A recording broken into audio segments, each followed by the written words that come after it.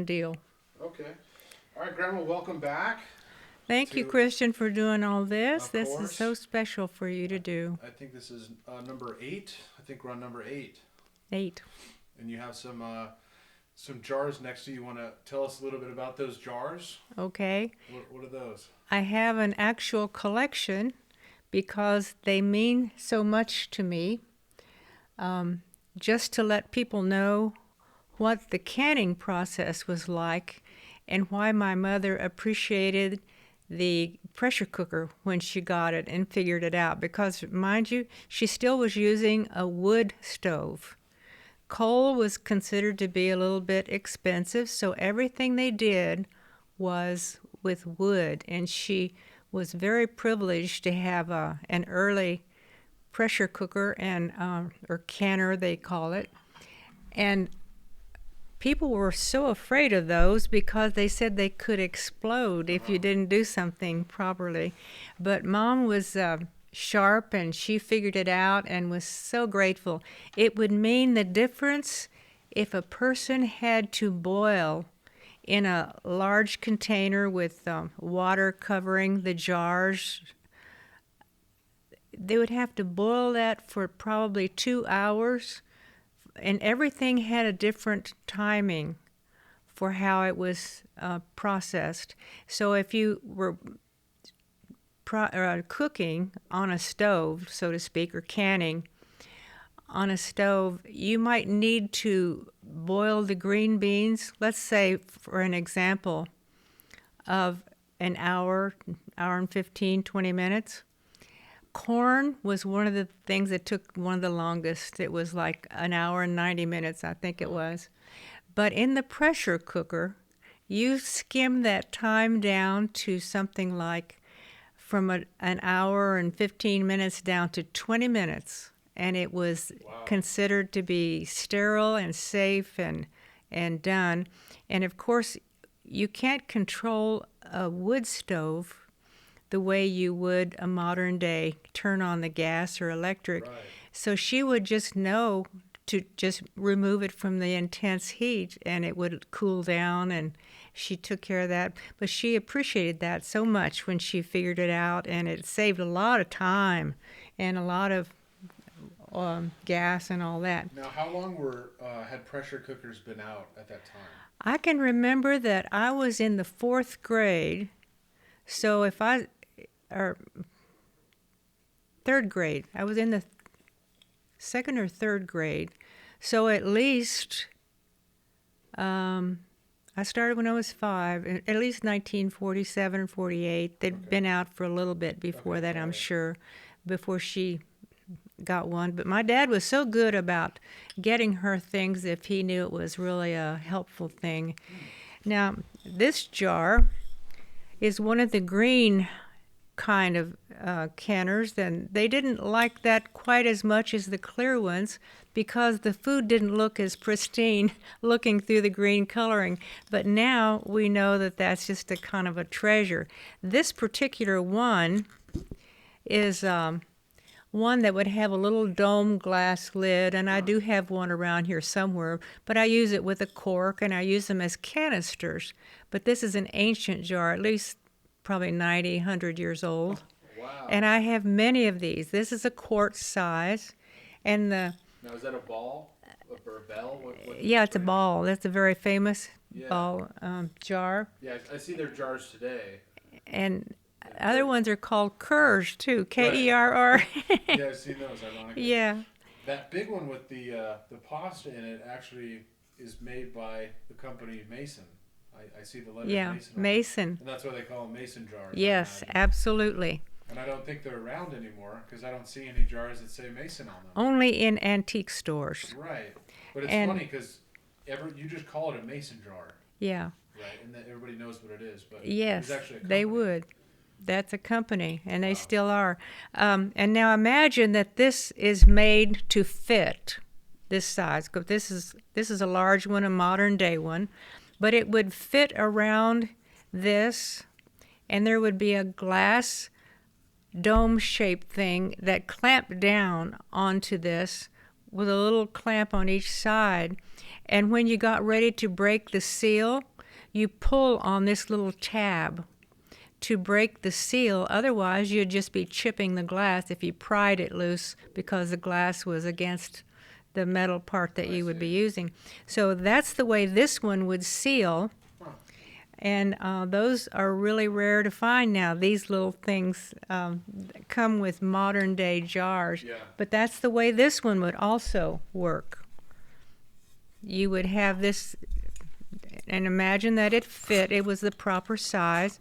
And then when you got ready to open it, you pull on that little tab, and you could break the seal and then just loosen the lid right off of there. So I use them for canisters now. I just kind of treasure these things. And that's the one that says Mason on it, huh? Yeah, this one, yeah, it does. It says Mason on there. I don't know if you can see the picture, but I'll get anyway. a close-up on that later. But Okay. that's kind of interesting, that jar shape.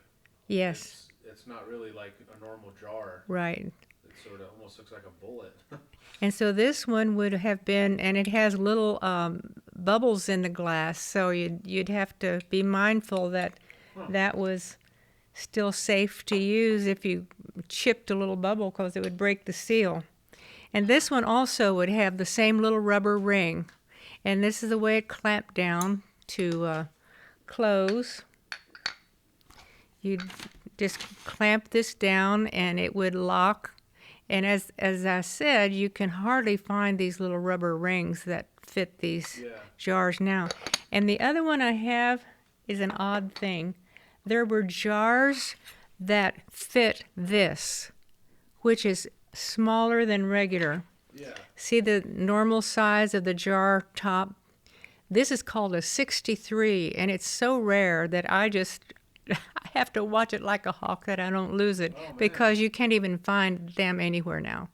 And that's an original canning jar, has a little rubber ring around it so that when you hold the lid down, it will be okay even when you take the lid off. Wow. And then this little seal stays on the top. And when it is safe and the vacuum in the jar is the way it should be, and it's all kind of sterile and everything, because if it was not all the way sterilized inside, the bacteria would grow and it would cause it to break the lid loose and it would spoil. So that's the reason I saved those to show you. So that 63 one looks pretty, it looks pretty small. It's very small. Did it sort of go, was it a bigger jar though once it got The jar was made that fit, and it's a rare thing to find a jar that is that very size. If I find one, I'll save it around and show it to you. You're always on the lookout for something like that. I'm looking in the for antique something, store, yeah, huh? because it's very, very unusual. And the other thing I was going to share is during the years when we were young, unless there was other family living with us, like some of the sisters or whatever, there was not time to do things like making quilts. You had so much extra work. You had the growing of the garden, the milking every day, the canning when the harvest came through, or the hoeing of the weeds as the things would be growing, the plants, and as you were producing the crop, there just was not that much time. And so Mom did not do a lot of sewing and quilting during the years when I was, I'm going to say from the 4th grade to the senior. She had a quilt with the pieces all cut out up in that trunk that I showed you in there.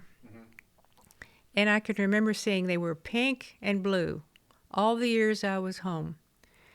And after I graduated and went off to school, and she did have work to do, she had a job, but she was able to do quilting again. So one of the things that Mom would never do would be talk about other people or complain or whatever. I'll move that stuff, won't I just wanted to show a close-up of the... But she made these quilts, And I don't want these to break. it was kind of a very artsy thing to think of the color scheme and the pattern that you wanted to make it, so it really was a pretty thing. But she didn't ever talk about other people's work unless it was something she would say complimentary. But the thing that we would ask her after we were walking around the fairgrounds, so to speak, and looking at all the homemade things, what did you think of the quilts? Or we'd see some at an antique store or something. She says, well, I was checking to see how close the stitches were. And that was one of the things that determined if a quilt was really, really well done, as the patterns were very lovely, and what nobody nowadays does this by hand. The ones that are made by hand are the valuable ones. Right. They make beautiful ones now, but all on the machine. So moms are all hand done. Wow. And this is just one that she had made after I was gone off to school. And she probably had some family like Aunt Jenny come over with her, and they put it on a big, wide, stretching kind of frame and do the stitching of the design after it's all put together, and do the stitching of the design and the patterns and all that. So it's very, very special, very precious, really. Yeah. And that's one of them. And then the other one is this one, but she prided herself in doing the best she could, and this was part of a dress, the dress that I showed you earlier, the pink and white striped dress that I made when I was in high school. Yeah. And so she made good use of all the scraps. Wow. And that's the way people would make something that was a little more decorative and ornate to fix their home, because they didn't really go out and buy fancy quilts and coverlets and things like that. They made them, and it was out of things they already had. So, and that I remember this dress or a blouse.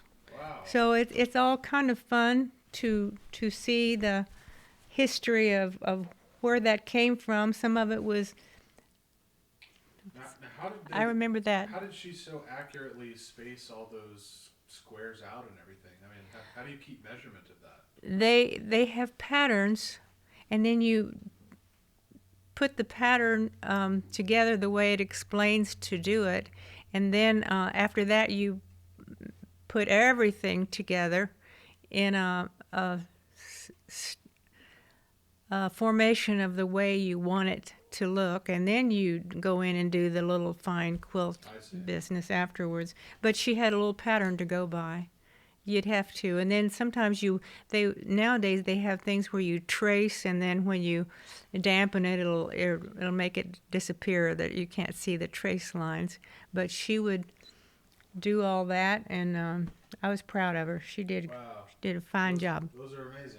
Yeah, they are kind of special. That's just two of many. She had we divided them evenly when my mom passed, and I think she had 16 in her And trunk. How many do you have? Well, I have half of those. Oh, Yeah, nice. we were so.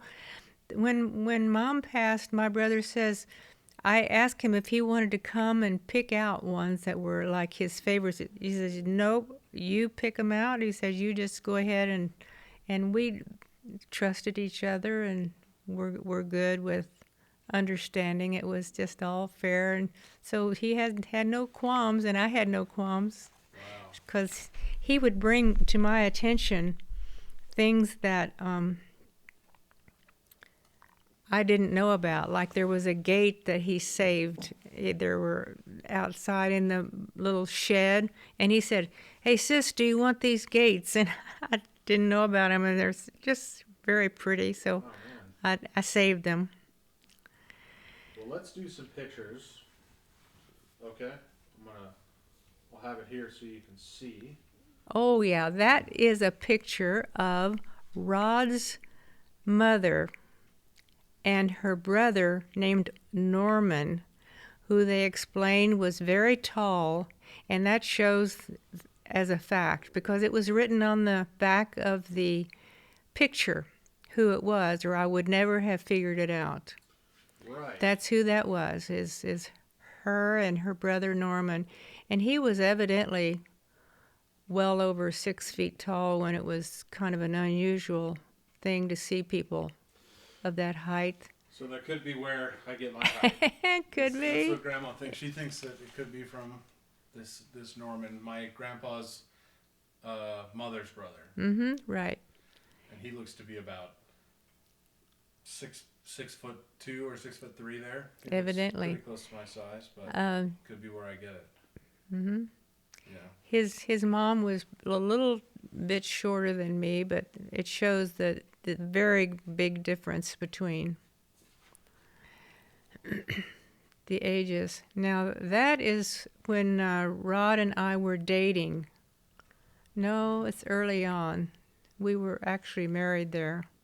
Oh, really? You're married? Yeah, I was going to show that Okay, we can show it later. the thing with the flour sack Oh, that yeah, it's sure. under. That is a town that was. It shows that it's 11 miles from where I was born. A place called Germantown. Wow. And that we went back one year and stopped in a store and they had that flour there and we thought that was a good keepsake. So I Yeah. saved the So it flour looks like sack. $1.39. Yeah, think Pretty about cool. it. And that's more modern than when I was a very little girl because you can tell the stamp on the price tag Right. was like It's more like one of those modern. old- Yeah, Yeah. Right. yeah, it was more modern. Interesting. So that was a fun thing to find that day. 5 pounds of flour. I And, like it.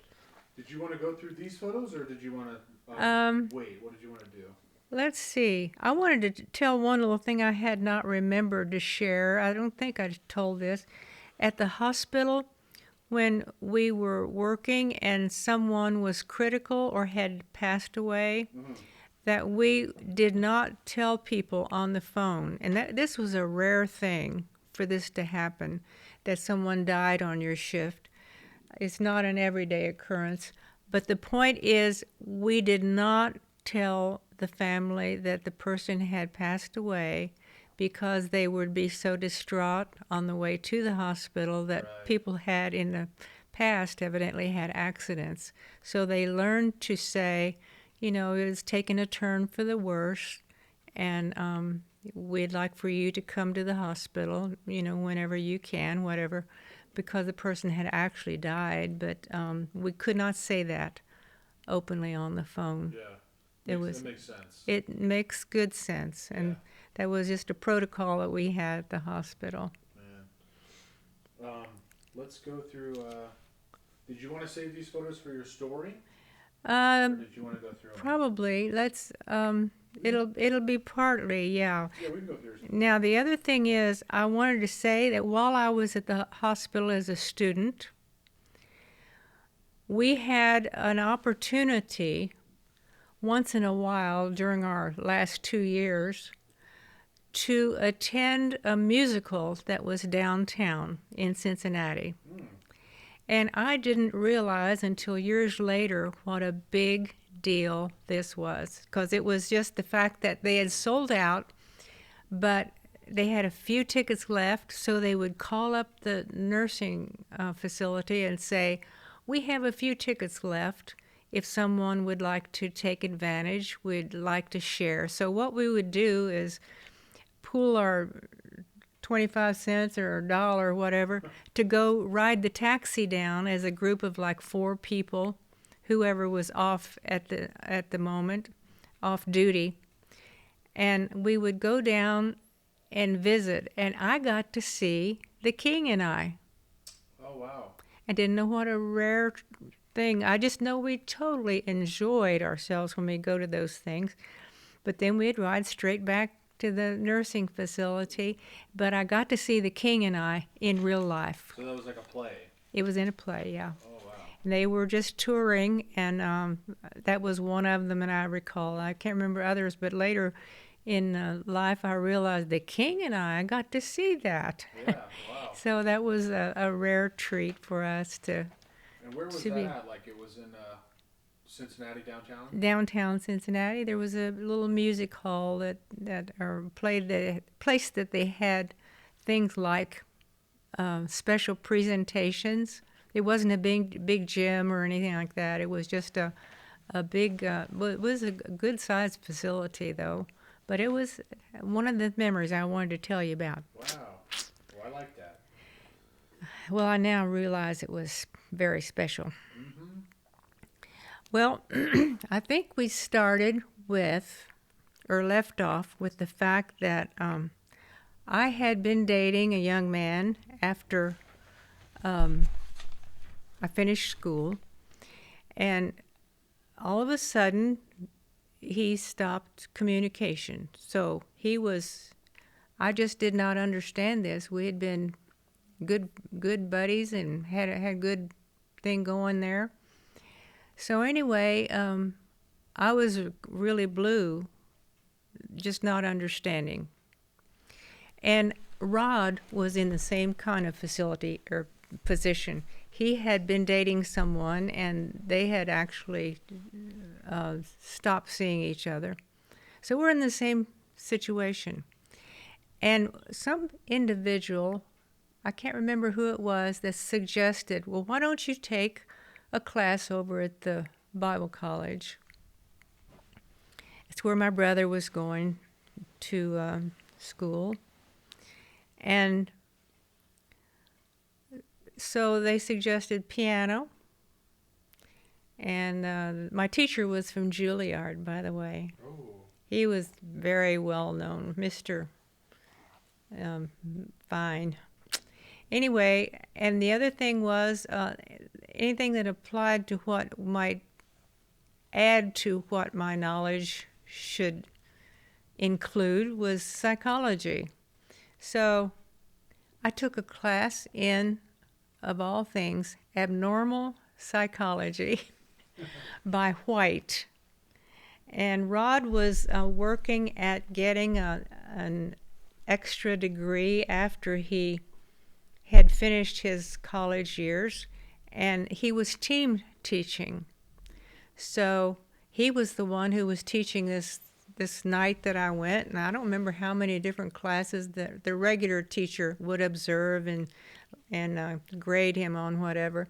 But he was teaching the night that I started the class, and he realized that, you know all the students in this school that you go to, and it was a pretty good-sized school, but you kind of get to know who different ones are.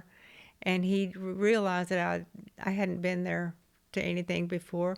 So he asked who I was, and I went to the water fountain for the break that you have in like a 2-hour class, whatever. And he introduced himself and says, well, do you know somebody here? And it was my brother. Oh. So I said, my brother goes here. And so that was just about it.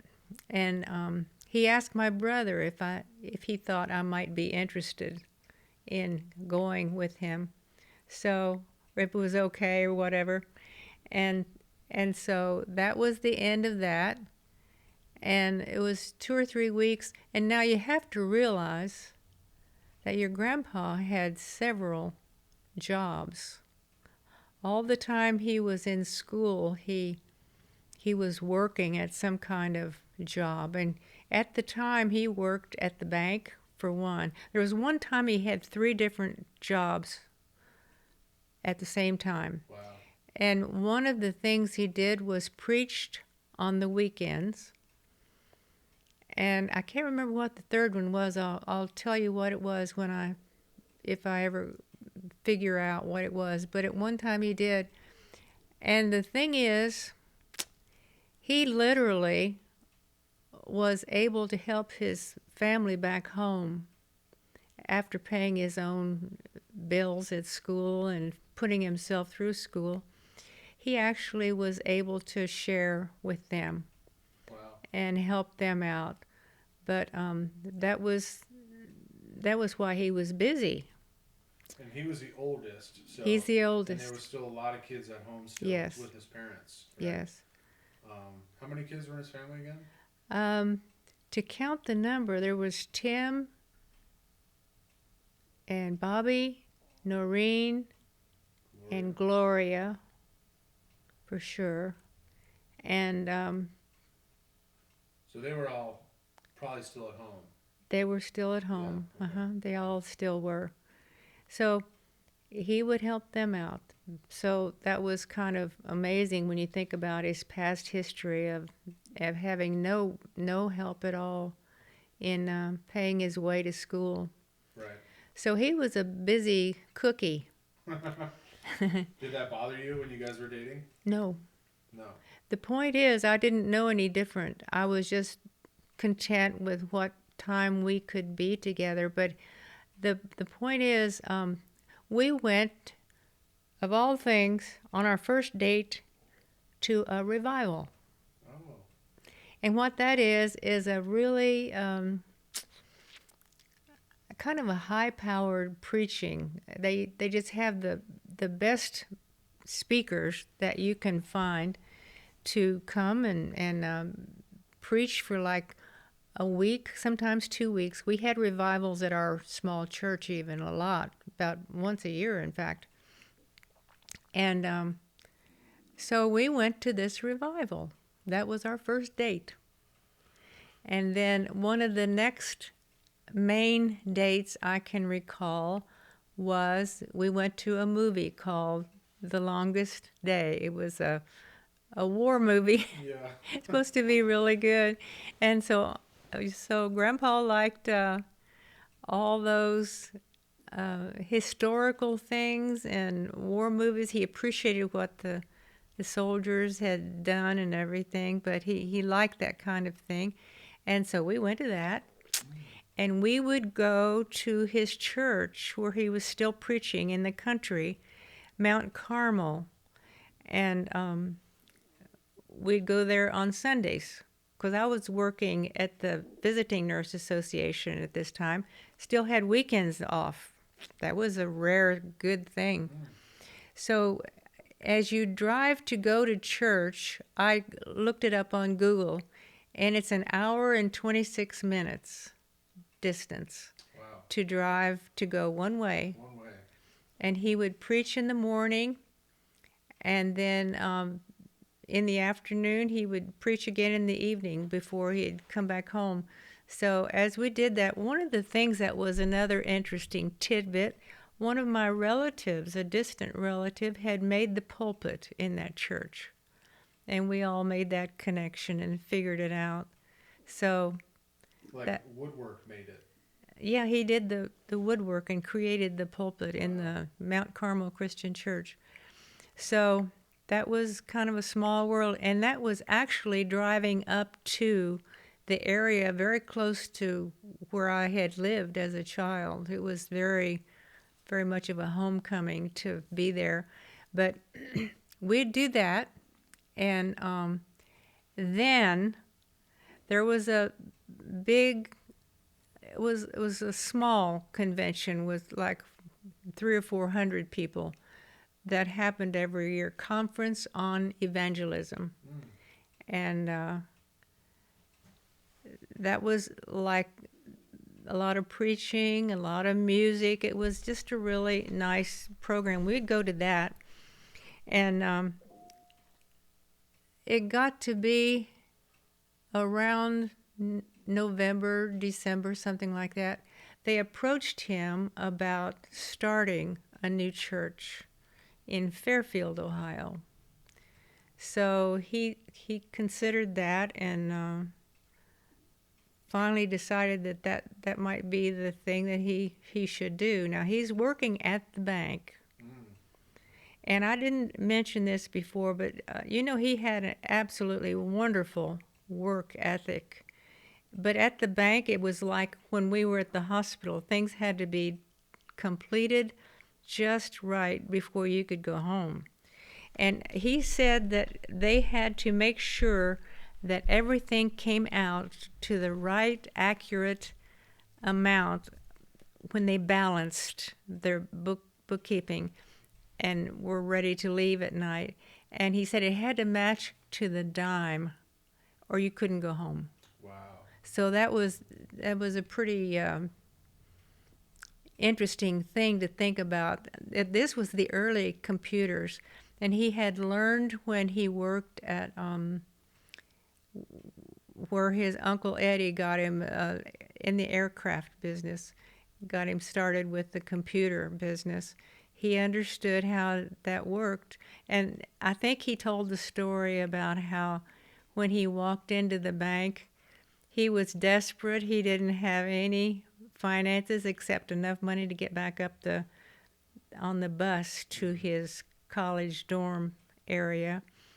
And he said he was the one who went in and said, well, I'm a student and I can only work part-time, but I've worked on all that equipment over there that you have, so if there's any way you would need me, Then they walked out of the room. One of the men, they just couldn't believe it, because they said, we can only afford to hire someone part-time. This was at the bank, First National Bank. And nobody knows how to run this equipment. And so they just couldn't believe that he had walked in and said that. It was just such an amazing thing. So he worked there, and when he was ready to accept this offer at the starting of the Fairfield Church of Christ, he had to go to the bank and tell them that he was going to resign, and they wanted to let him know that they were able to keep 3 people, because things had progressed. They had gotten more able to use this kind of equipment, and things were becoming more electronic.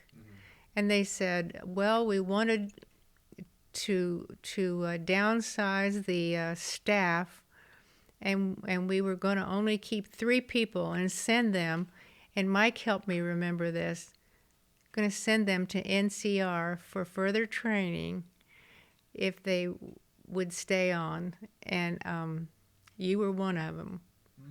But he said, well, I'm studying for the ministry, and this is what I plan to do. Right. So he went on and resigned and went on to start the church up at Fairfield. Wow. So he might have had some really fantastic kind of what people would say thing that happened to him in the future. He might have made a lot of money.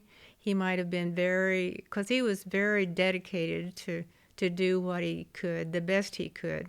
So I am so proud of him for being willing to do what he wanted to do for the Lord. Yeah. And so I just think that's pretty fine. It is. It is. Yes. That he stuck to his plan. Especially with that, kind of opportunity in Yeah. front of you, and choosing to do that. And he never did allow anything in the new development of computers and all that to faze him. He just said, well, he just went with it and learned. He just had that desire to just keep up with things, Even into his old age, he loved all the tech stuff. He did. He just he kept doing that, and and it was up on everything I can think of. And that's why I'm having such a hard time, because I didn't have to learn it. Oh, you're pretty And good, Grandma. he did it all for me, but he did a program for the taxes that grouped things together, and it's called Quicken, and I don't know how to do that. So Yeah. if I did, I would be less nervous about tax time. I would have things taken care of. But anyway, he just rolled with that stuff. And he was very dedicated to do his work. So let's see. He went to the Mount Carmel, and things proceeded toward getting the new church. Now, there'll be a picture over there of the Fairfield Church building eventually. Okay. And you want to look at it now? Oh, it's okay. Whenever you see it and want to pop it up there. But we would go back and forth to the farm and visit my mom and dad on days when we had a full day, both of us, off. And yeah, that's going to be the building that they're going to build. Now, first, this was just a field. I would call it a field. This is an area of property within the town that they had purchased, hoping to develop this church on this site. And it had grapevines and all kinds of things that were needing to be cleared off. And he would go help work on that and clear it off on work days that they would have. First, we met in a building, as a school, in a gymnasium, and I think we were allowed to use some of the rooms as classrooms to have some of the individual classes for kids. And people from the North 7th Street Church, which was in Hamilton, which right next door to Fairfield, they would come down and group together to become part of this church facility. Now, this is important for me to tell you for a later reason. The men on the search team who came to him in the beginning to say, would you be willing to do this church start? They said, we will give a certain amount of salary. And when things get better, the church decides will increase. Well, we haven't gotten married yet. I haven't come to that part. Anyway, they said, we'll give you a better income. And it was a pretty humble, a little startup for an individual, especially after what he had done. Right. So, and I was still working. I'm working at the Visiting Nurse Association. So we would go to church, and I played the piano, and he would preach, and they would have services, and the people were all real nice and friendly. And we had one house where he was able to go, and he worked at the kitchen table as an office, because there's no facility yet. There's no building. So this went on for probably a year and a half before they can, or 2 years before they can get this first portion of the building built. So he would just go up there faithfully and work, and we were still dating. And how far was Fairfield?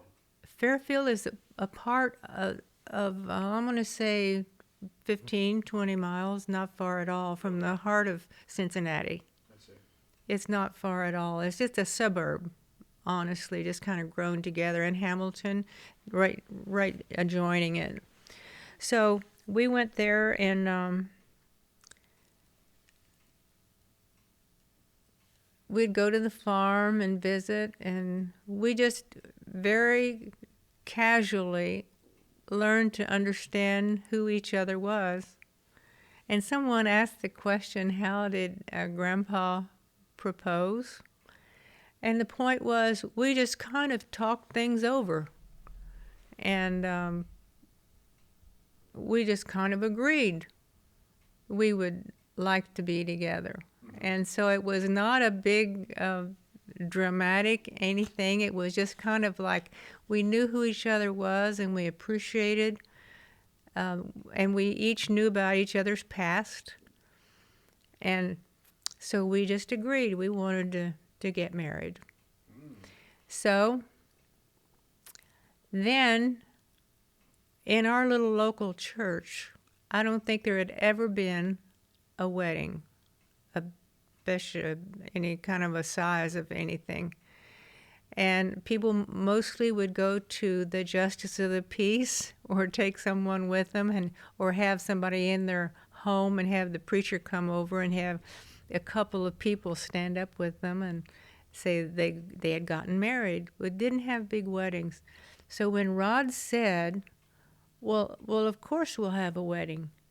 And in the church, and he had been used to going to his friends and all their families' weddings and singing at a lot of them, that he said, of course we will.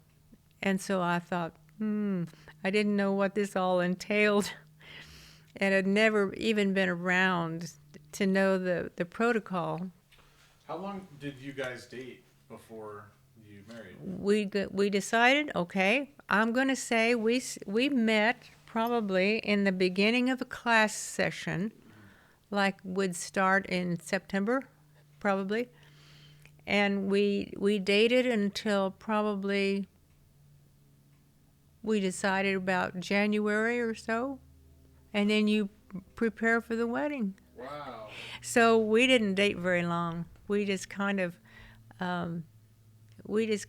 understood and knew this was all good and trustworthy and safe, and so we didn't have any qualms, and we were married by the next June. Wow. So we proceeded, and one of his friends, Lester LeMay, who was a friend from way back in California, who had gone there to college, was preaching in a church not too far away, and he knew some of the people in Covington, which is just across the river from Cincinnati. And he knew someone who had a jewelry shop. We went and got our rings from that person. Oh, nice. He knew someone who was a seamstress who might do a dress. Can I see the ring? And I went, Can I see the ring? Oh, yeah. I'll put it in front of the camera. Oh, okay. And so I have Grandpa's in there somewhere, but I don't think I could find it very fast. So we went to this friend's place, and she made my wedding dress. And we went over for a fitting. Maybe once, maybe twice, I can't remember. One time to have a fitting and one time to pick it up, probably. She was a very, very sweet lady. And I think the whole thing probably cost less than $50. I think it was $23 for the fee of making the dress. And the fabric itself, you know. So we got our rings over there. Good Lester did that, and we proceeded toward getting ready for the wedding. Well, that was absolutely the first time in the world that we ever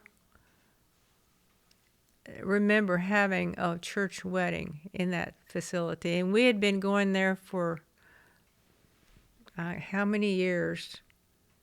Since the 4th grade to the 12th is 8 years, plus 4 more years 12 years. And we'd never heard of anybody having a wedding, so I didn't even hardly know what to do. And Yeah. he just kind of guided me. He had been around, saw all that stuff before. And so we had our wedding there, and it was pretty well attended. The building was just filled. We had family members, and I have pictures of my dad in the blue album where he was walked me, and he was already, remember, he had his surgery my first year in training. So this is 4 years beyond, and he was not sure he could do it, but he did. He was able to do it. Not because he was emotional, but because he was getting a little weaker all the time, a little more fragile. So we had our wedding, and then we proceeded to go on our honeymoon to California. And that was to meet Rod's mom and dad. We went to, and I have so many pictures of me with my eyes closed. The Great. photographer made a comment. He says, I don't know, but I understand that blue eyes are so much more sensitive to light, and I Okay, I blink see. so much. And that's your mom on the left? Yeah, that's my mom, and There's- that's my dad. There's your dad.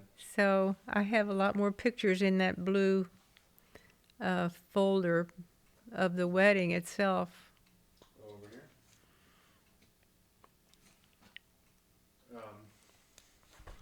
Let's see.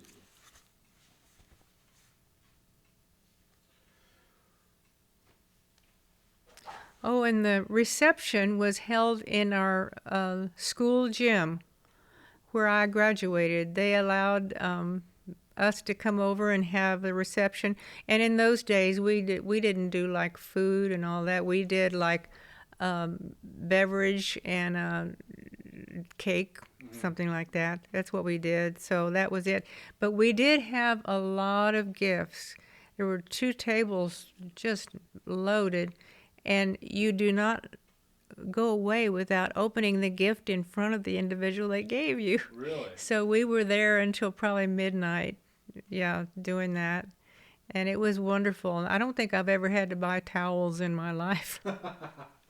But people were very, very pleased, and Did you have a registry? yeah. You did. I think it did. Like a gift registry? For people to buy things? Oh, no, no, So no. the gifts for the wedding were just Just things that people knew would be handy for Okay. a new person making a house. Yeah. got it. So you got lots of towels. Yeah, we got a lot of other things. Some glassware that was just kind of precious too, and I could show that. I didn't even think about that. So then the next day we were off to California with a plan to stop in Nebraska and meet Gloria and her husband Larry. They were in Nebraska. He was in military. Oh. Yeah, so he was at a place that was located out there, and we were going to stop and meet them for the first time, which was really wonderful. And then we went on to California. And that's where you were doing your honeymoon. Yeah. Oh. And that was and we met his mom and dad. And this is a story that I hope is all right to share, because it had a lot to do with sadness in the family for overuse of alcohol. But Rod's dad had a surgery that was very critical. I can't remember what they did, but I think they removed a portion of his stomach, if I remember right. And he was just literally critical when they took him in, and the doctor stopped. Well, that comes later. I'll share with you. But it was a very serious surgery, and Rod's dad's sister, Muriel, talked to the doctor and said, you know, he has a problem with a habit that should be stopped, and she wanted to know if there was anything the doctor could share with him that would make it an impression for him to be careful and not keep doing this thing. So the doctor went back and had a talk with Rod's dad, and he says, you know, this is the part I was going to share. I was on my way to leave. I was on my way to go home when they brought you in, and we did your surgery, and you were very, very much in a bad situation. And he says, if I hear that they have brought you in again, he says, I won't stop. I'll just keep going. He said, I wouldn't be willing to help you. And so Rod's dad understood what he was saying, and that evidently happened months or maybe a year before we went out there, and I got to meet them.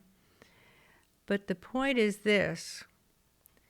He called his wife, Alice, in and says, you know, we have to take care of ourselves, and I can't do it without your help. And this is the beauty of what I wanted to share that whole story about. I would never have known they had any difficulties ever if I hadn't heard the past, the stories about it. So I could never say that anybody was nicer and more kind and well disciplined after that. It was a change of their life. The fact that that doctor talked to them, and they agreed, and it was absolutely a miracle. It was just wonderful. I would never have been able to tell you they had an issue ever in their life if I hadn't heard the story. Wow. So, I mean, he was the most wonderful man, and Alice was too. They were just wonderful. Once we finally moved out here, we got to see them a lot more, and they were nothing but kind, just well-disciplined people. It was wonderful. So that's the miracle that I want to say is just a great thing, you know, to know that you can help yourself and be good, and it was all great. fine. So that was my first meeting of them, and it was just terrific. So we had Wednesday night Bible study in Garnet and Mary Bowling's house, and the church in the gymnasium and classes. And let's see. Well, this is an interesting little tidbit.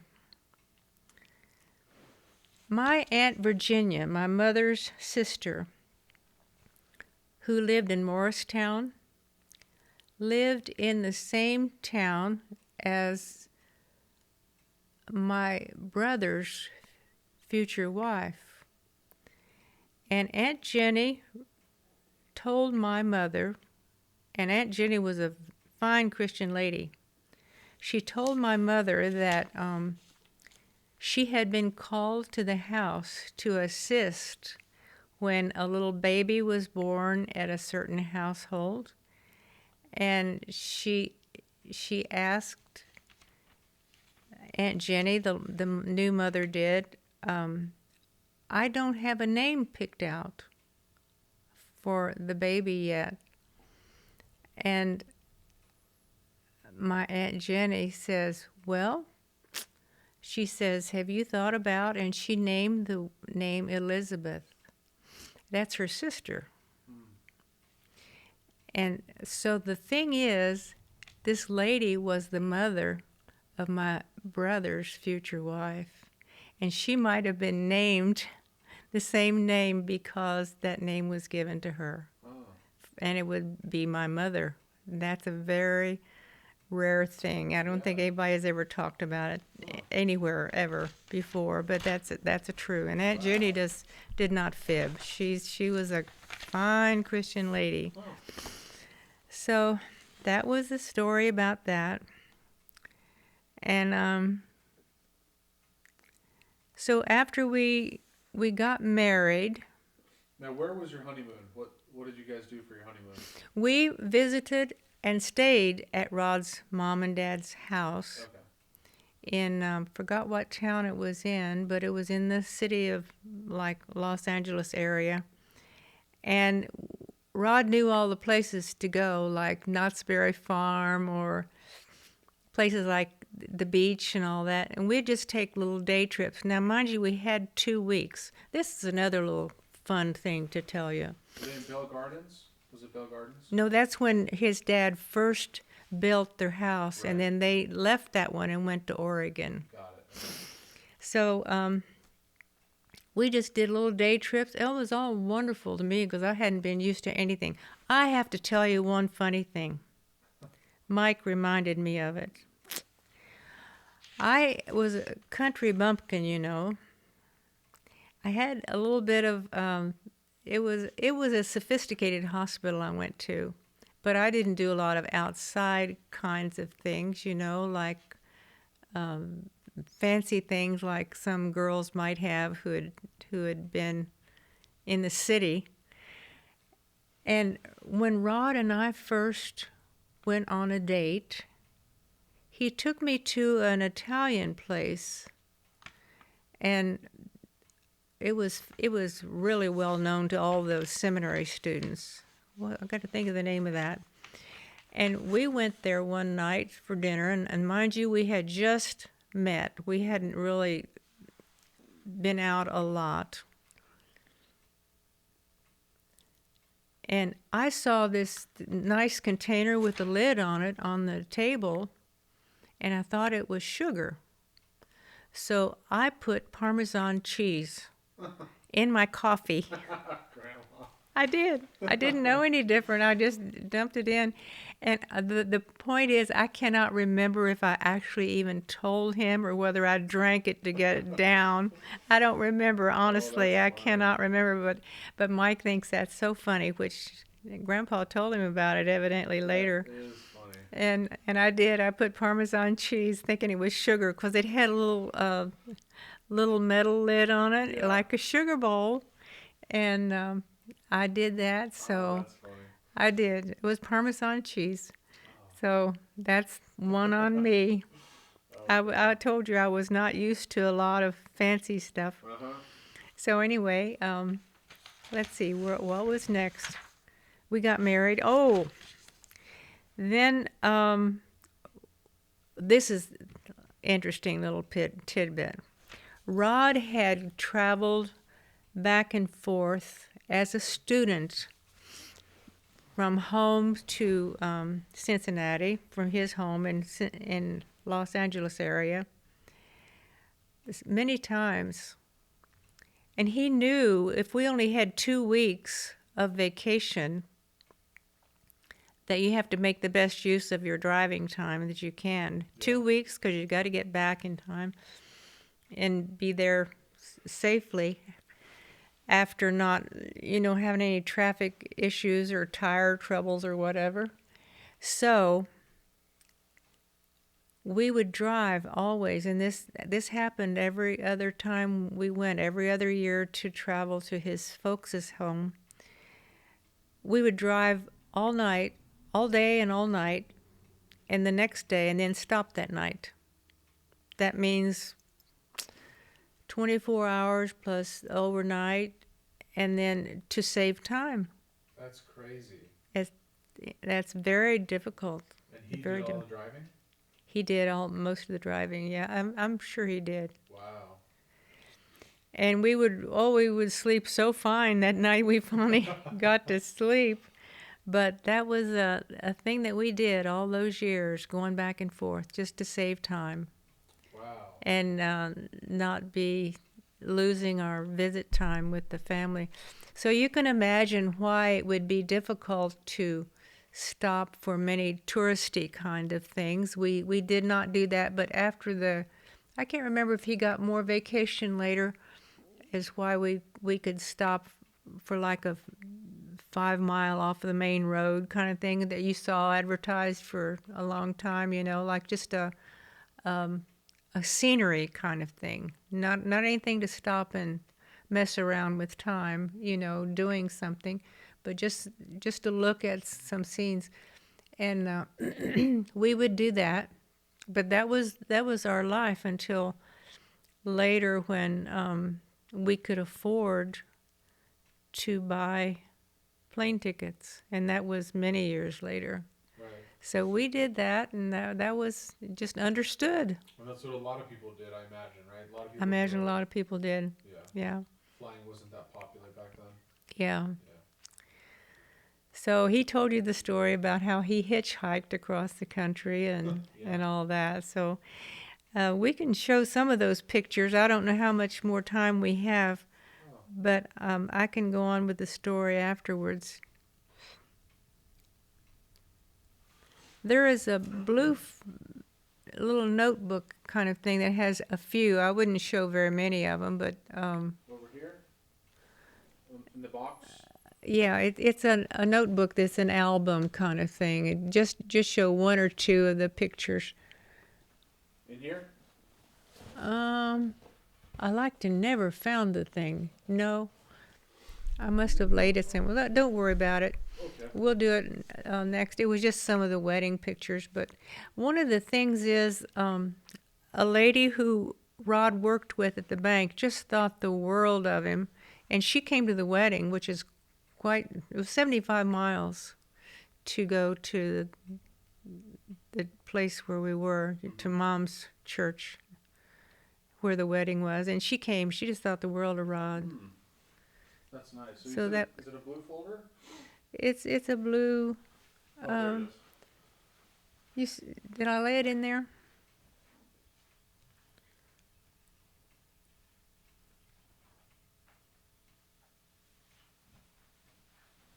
This one? Oh no, it's a notebook kind of looking thing. Oh. Let me see. I'm sorry to not be organized. Oh, that's okay.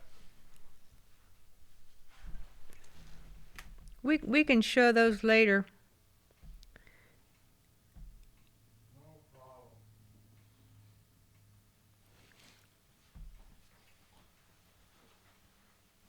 It's all good. So after we got married, we moved to Fairfield and lived in a little house on Lindale Drive. And about 3 months later, we found out we were expecting. So that was a good story I wanted to tell you about my doctor. Oh, okay.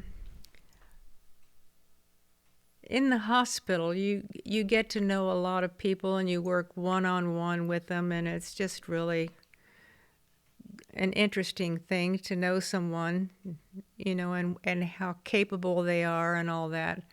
Well, I knew many of the doctors, but when it got time that I needed to go to like an obstetrician, I thought, I know some of these people, it's just a little awkward. So I heard the name of this doctor that I had not been one-on-one with as much, but that he was excellent. So I called up to make an appointment, and interestingly, they said, "Oh yeah, well you come on in." They were kinder in those days, and I went in for the appointment, and when I went to the front desk, the people asked me, "How do you know Dr. Burkett?"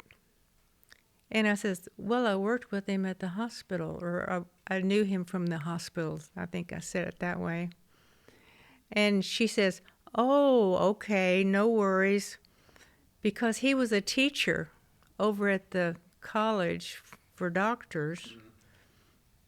And she says the reason I wondered, he only accepts his college students' wives. He was limited on his ability to have time to take care of extra individuals, so he had to keep it at a certain level. But that was absolutely fine with them.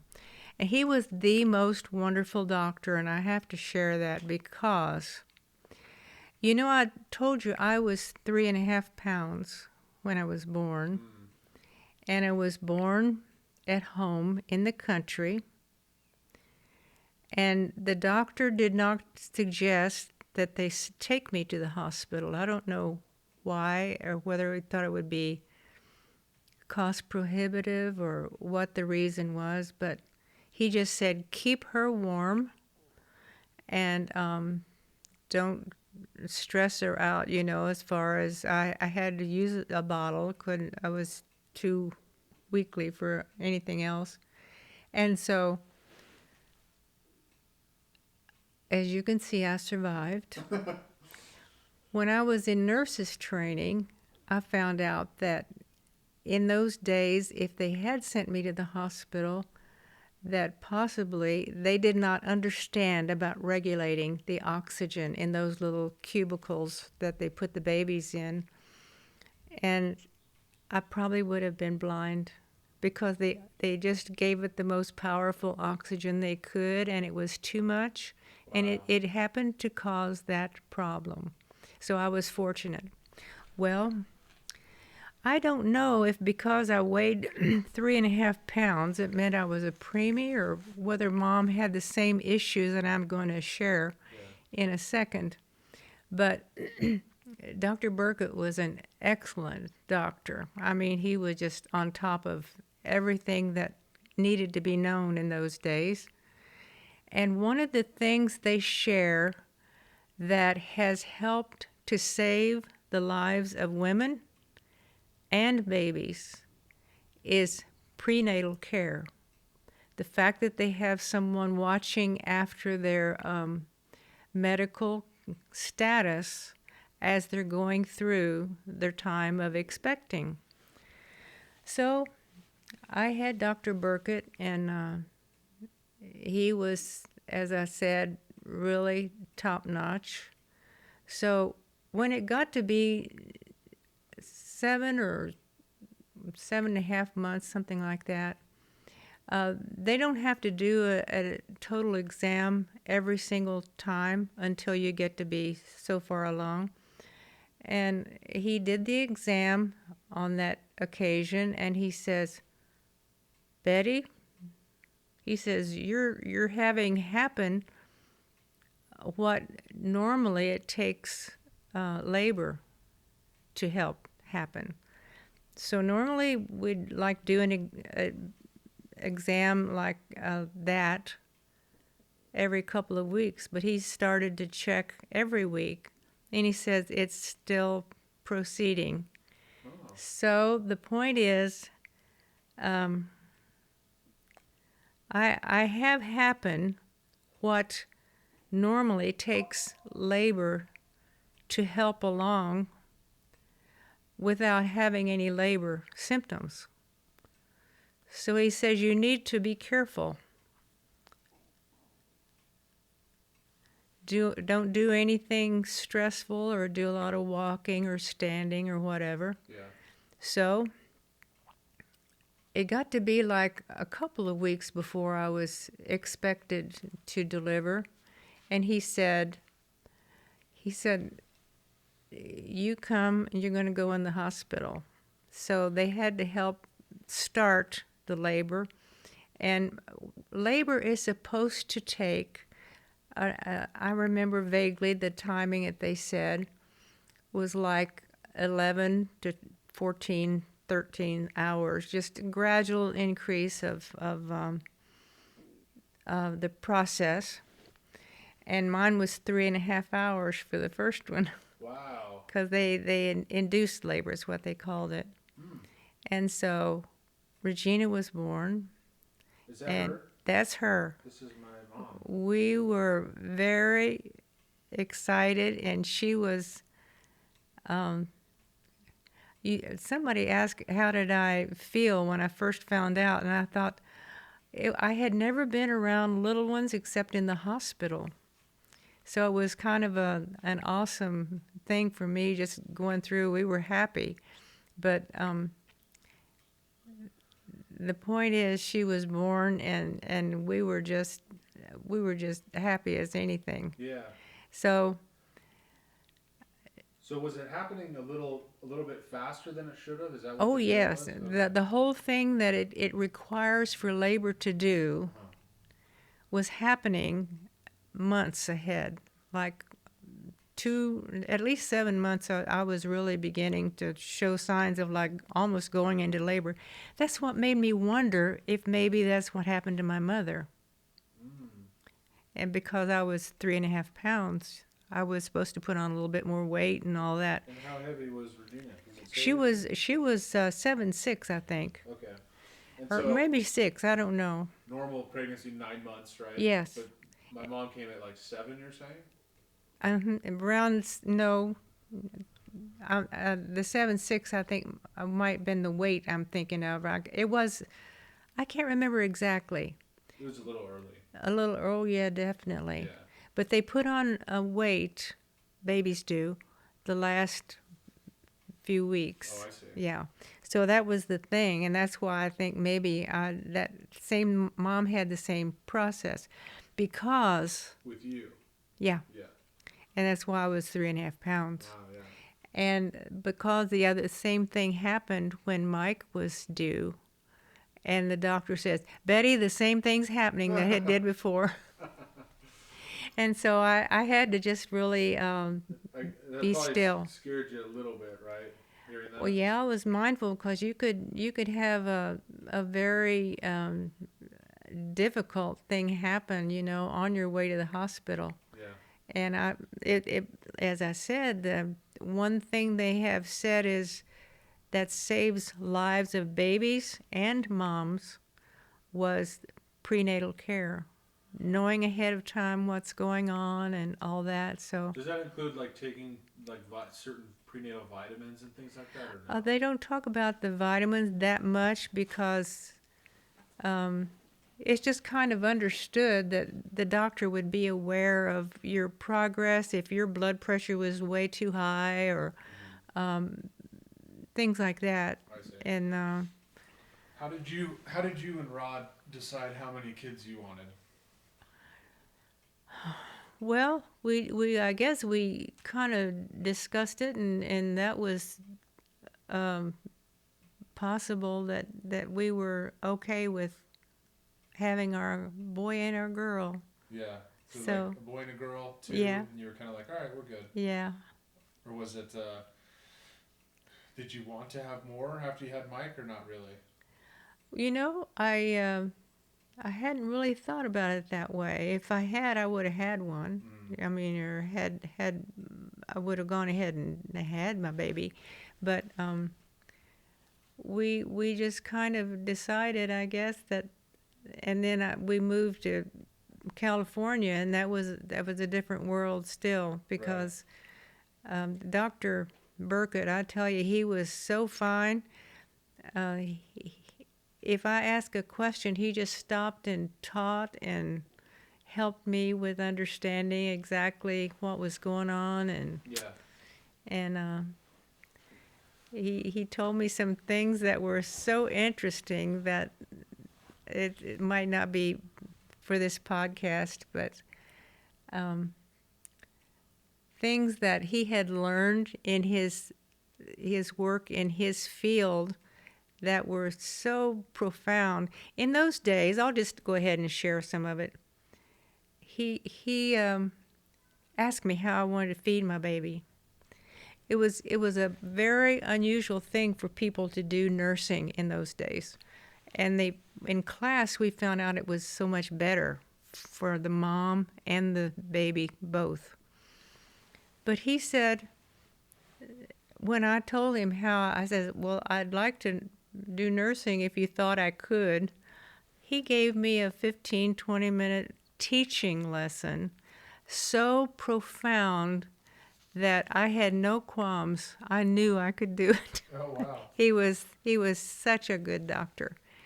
And so that was that, and I had great confidence in him. And I guess I did have a little bit of mindset, maybe about fear if I wasn't in the right place, in the right doctor kind of thing for later. But Oh, interesting. anyway, Did you ever call back once you moved to California? Did you ever call him? no, but you know what? I asked him when I told him I was moving if he knew anybody, and he gave me the name of a doctor out here, and it was way down in Rialto, San Bernardino area. Yeah. And I would go down there to him. Really? But that doctor did not have the same personality. And one day, he was at the hospital probably doing a delivery. Who knows? He was just not there for the appointment. And his associate helped me or took care of my appointment that day. And he was so fine, that was it forever then. He was my doctor. Nice. He was just really, it makes a lot of difference to have a good rapport with your doctor. Sure. Yeah. And all that. So, but he was the pleasant kind, like Dr. Burkett was. Yeah. But Dr. Burkett, if I had a question, he was just really, absolutely, profoundly the best. Now, what kind of last name is Burkett? Was he a white guy? Oh yeah. He's a white guy. Okay. Yeah. It almost sounds. I don't know if it sounded Indian or not. Was there a lot of Indian doctors back then? Not as much. No, I don't believe we did. I'll have to tell you one thing. One of his nurse attendants told me one day that when he was a student and they were in a team of students being taught, and a doctor who was in charge said, "Okay, what do each one of you predict this is going to be? And if you guess it right, I'll let you take over." And he was the one who guessed it, and she wanted to tell me that because she just thought he was really fine also, you know. But he just loved his work, and actually, it was either the first one or the second of my pregnancies that his wife was expecting at the same time, and so he was just absolutely on cloud nine. Oh, yeah. with his field. And by the way, she didn't make it to get down to the big main hospital, and they stopped at a place that he volunteered at for helping unwed moms, and stopped and had to do his own delivery. So. Wow. But anyway, he was a fine doctor. I've got to check and see if he's still alive. But Dr. Burkett. Well, yeah, that's nice. Dr. Robert Burkett. Yeah. Well, let's do some questions. Okay. Let's move into some questions here. I think I might have already asked this from last one. I can't remember, but your childhood friends when you were little, were they like your neighbors' children? Yeah, actually, I had a little neighbor, was a niece of one of the other neighbors, because families would like buy a farm or live on a farm close to each other, and theirs was backed up. Montgomery. Donna Montgomery was just a little girl. Oh my goodness. I remember this day. My dad was going to allow us to ride on the horses. And Donna was probably, we were 8 or 10, something like that. But this is the part that absolutely petrified me. He allowed us to get on the horses, and we just walked around the field. And she kicked the horse in the ribs so that it would run fast. And I can't say the horse's name because it's not very nice. It's restrictive. And so anyway, she kicked him in the ribs, and he was doing that kind of thing where it was not a trot, it was a full forced run, Wow. and we didn't have the right equipment. I just could barely hold on, and she was behind me. Oh. And so I thought we were goners for sure. So But anyway, it was just you two on the horse. yeah, just us And two. was there a saddle or no? I can't remember that we had a saddle even. Wow. And I did not know if we were going to live or not Oh because my it was goodness. the horse was really absolutely flying. But she was holding on to me, and I had a bridle, of course, but we didn't. I don't remember if we had a saddle or not. Oh wow. So anyway, That's scary. that was one of, and I was petrified for a few minutes, and I didn't really get mad with her or say anything afterwards. But I was just so relieved to be alive.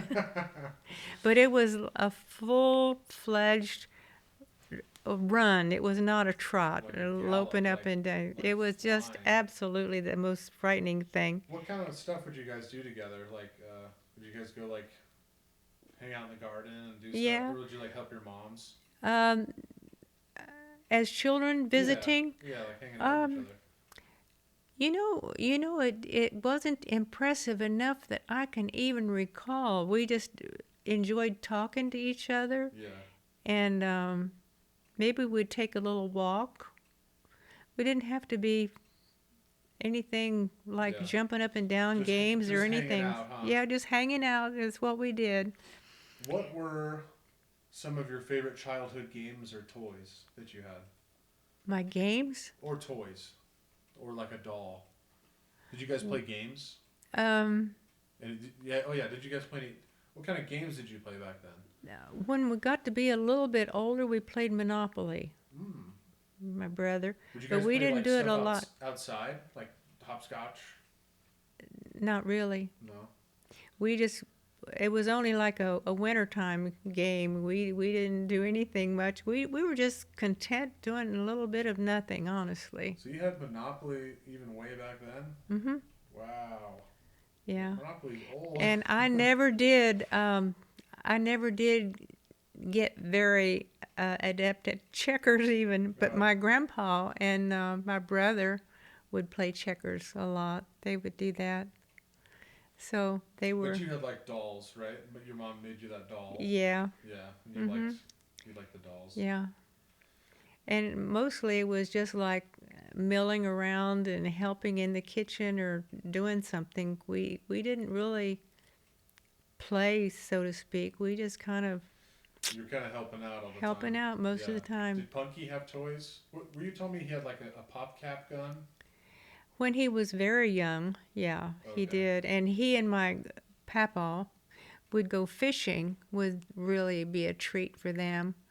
But mostly it was like out in a patch hoeing or doing something beneficial. Laborious work? Yeah. Okay. And as I said, my mom and dad did not want us to get injured by the animals, so we never did have much to do with the milking.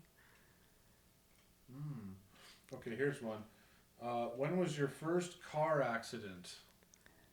I really don't remember. Did you ever have an accident? Did you ever hit somebody or get in a crash? I don't remember doing that. You've never had one. That's pretty good, Grandma. After all this time, very nice. Yeah, it is. Yeah. You know what I used to do? We had an old Dodge, 48 Dodge, and I would drive. We had just a couple of rock tracks in our lane going in and out, and it was narrow. And I would drive that car out that lane and then back it up that narrow little lane Wow. just as practice. That's good. and it didn't go out on the road or anything, but I don't know, my mom and dad allowed me to do that, so I did it. Wow. And yeah. That's fun. Well, so we'll stop our journey here. So Okay. you went on your honeymoon, and then you went back to Fairfield Fairfield. because you moved to Fairfield, right? We moved to Fairfield on Lindale Drive. And so we'll pick up there, Okay. and then next time let's get your wedding pictures, and we'll go through some wedding stuff. Yeah. And I could find it. We'll show that next time. Okay. And any pictures from maybe Fairfield. And how long were you in Fairfield for? 6 years. Okay, and Yeah. Grandpa started the church there. And the picture of the church is over there. That's when they made the building. I think it probably was the third year it was built. And there's such a lot of work that goes into being able to have the promises of people who will commit to help with the funds to build Right. a building and then the building itself, you know. Yeah. So that's quite a Well, we'll pick up in quite a Fairfield, and process. you can tell me some stories about Fairfield and that church. And it Okay. looks like a nice, really modern building, to be honest. And that's just the first stage. They've got another bigger facility now. That Oh. was like the So it's still there today. oh yeah, Oh, it's a I'll have to find going concern. I'll have to find a picture on Google Maps. Yeah. We'll pull it up and find it. So, well, we'll Yeah. continue our journey. I love you, Grandma. I love you more.